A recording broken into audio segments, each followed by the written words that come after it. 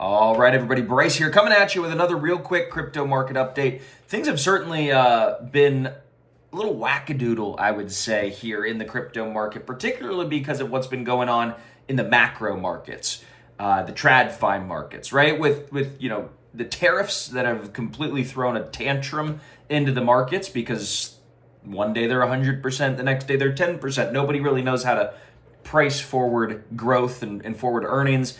On top of all the earnings calls that are actually just starting to happen, we're in earnings season now. So all these earnings calls are also reflecting that uncertainty, so much so that the VIX, which is the fear gauge for the market, hit a 60. Okay, so a 60 is the highest that we've seen since COVID. So it's been about 5 years. And the VIX got so, again, the only way you could say this is just out of whack, that people were paying more for the VIX, the 1 month future of the VIX, than they were for the 3 month future of the VIX. So this is very strange because they were basically paying more for an insurance policy that had 1 month versus an insurance policy that had 3 months for the same thing. Wouldn't you rather pay a little bit more for the insurance policy that covered 2 additional months? So this backwardation in the market just go to show people were panic buying VIX just for the month, basically. There was a huge dislocation. So all of this just showed peak uncertainty, peak volume even. We saw massive, almost all-time highs in the altcoin market for volumes and Bitcoin. So there was a lot of chaos, right? But that is now kind of in the past and slowly starting to fade away. Again, the first week, second week of April were really, really brutal with all this volatility. Things have started to subside. And this is good. We're actually starting to see what looks to be a little bit of a short squeeze setup for many altcoins as they are at their yearly lows, actually from last year. Their yearly lows from last year. You're seeing some good reversions on momentum. You're seeing the 20-day and the 50-day moving average start to curl up as price breaks out above that on many coins. So this is interesting. This is a very, very interesting setup because while you have peak volatility and peak fear, you have that sort of, it's subsiding, and if things aren't getting worse, then they're going to be getting better. And so from just a psychological standpoint, this is a very interesting time in the market to take some risk, right? To actually be a buyer of this uncertainty in the market, because we're starting to see some of these deals getting done. There's 130, 140 countries that are negotiating now to get things squared away. You have China saying that they're ready to make a deal, all of this stuff. So it looks like a lot of that uncertainty is becoming more and more certain, which is exactly what the markets were looking for. But just as we get one thing more certain, which is the trade policy of the new administration, we start to see things get a little less certain with who's the president of the Fed. Okay, you guys see Trump coming out and saying he wants to get rid of Jerome Powell. And he wants to install a new president of the Fed, a guy named Kevin Warsh, who was a former federal on the board of governors for the Federal Reserve. So he knows a thing or two about the Fed. But it's just interesting that, again, that would be unprecedented.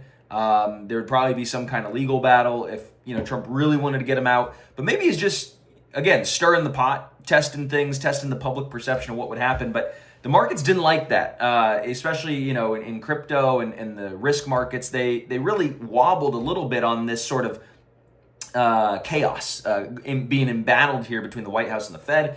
So the Fed's got a big meeting coming up on April 30th, and Trump really wants to cut rates. The Federal Reserve says, well, with all these tariff policies, there might be inflation, so we're not going to cut rates. We're going to stick and hold.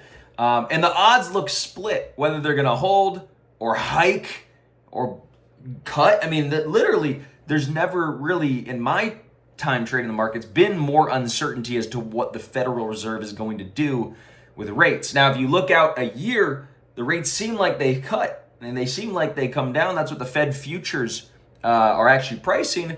But when we're right here stuck in the middle, there seems like there's a big tug of war, which is going to still potentially drag on prices because we don't have that clarity that there's going to be a whole boost of liquidity and a whole big run up. Although we are seeing global M2, which is the global money supply, basically the higher that goes, the more debased, currencies are getting, the more inflated they're getting. So we're seeing wild new all-time highs in M2.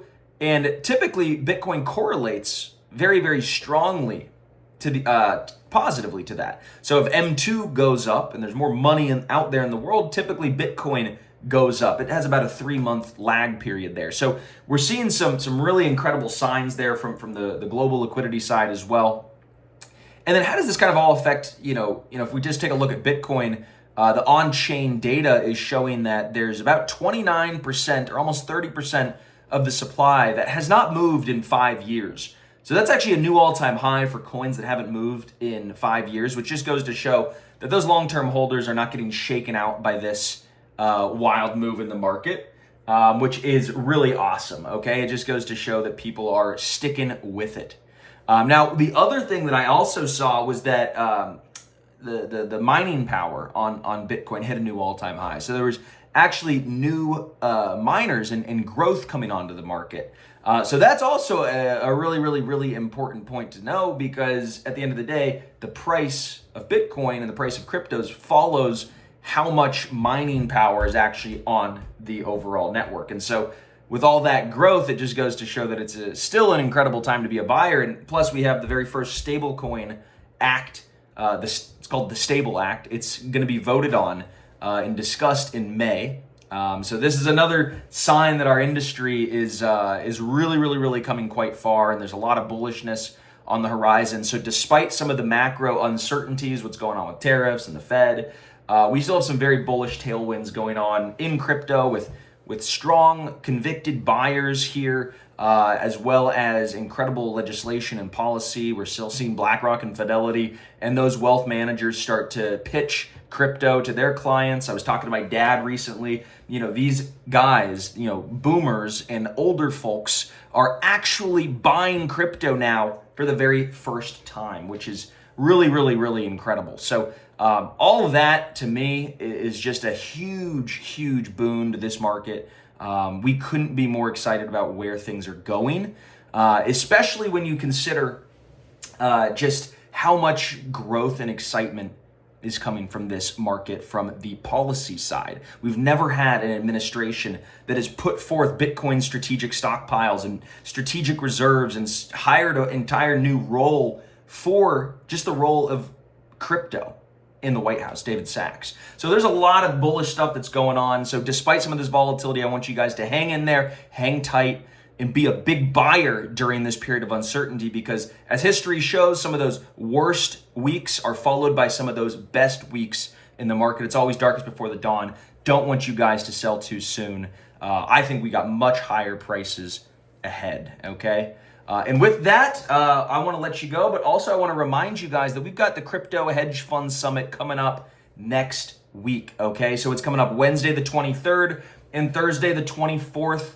We are going to be diving into over 20 guests that are going to be sharing their actionable insights. They're going to be sharing all sorts of news that they're working on, how they're trading the market, what assets they're long and short. It's going to be a great, great summit. Again, the Crypto Hedge Fund Summit. I want you guys to join me. So I'm going to give you a totally free ticket if you hit that button below or hit that link wherever you're at. Again, totally free Crypto Hedge Fund Summit Wednesday and Thursday, the 23rd, 24th. 11 a.m. Pacific is when we're kicking things off. I'm going to be delivering a live keynote presentation as well on Thursday at 11 a.m. Pacific, showing you guys how to absolutely dominate this market, okay? We're going to be talking about altcoins, and we're talking about what you guys should be doing with your portfolio in order to crush this market. So I want you guys to be there Wednesday, Thursday, 23rd, 24th of April, 11 a.m. Pacific. We'll see you there. Thanks for joining.